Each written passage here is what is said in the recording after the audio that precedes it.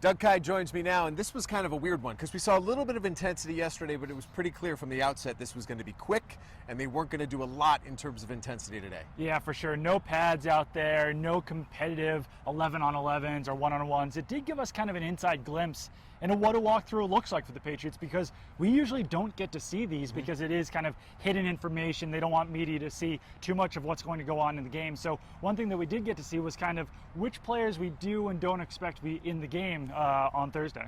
That is where our attention has to turn. So I saw N'Keal Harry out on the field today, but do you think starting with him, he'll be on the field? And then, of course, the million-dollar question is, will Tom Brady see any game action? No, I don't expect either one of those guys to be on the field. N'Keal Harry was in uniform, which was interesting, but he really didn't participate. Tom Brady, I don't think, took any reps at quarterback. He was working on some resistance band stuff.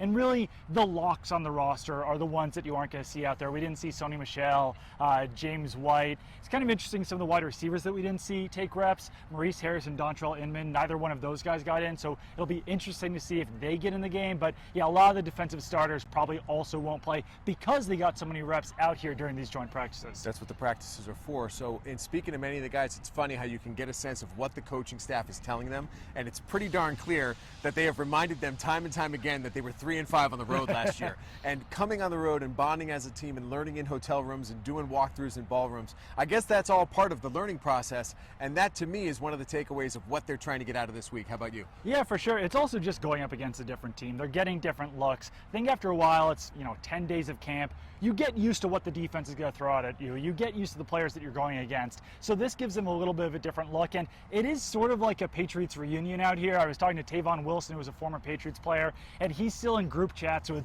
Devin McCourty and Daron Harmon and Aqib Talib. So, I mean, these guys stay in touch. So these are some of these players' best friends who are on this team. I mean, Danny Amendola and Julian Edelman. So I think that's also been fun for the players, is just to see some of their former teammates. We had to wait at least 30 seconds to start the interview with Danny Amendola because he was saying hello to all the media members. Like, hey, how you doing? Hey, good to see you. How you been?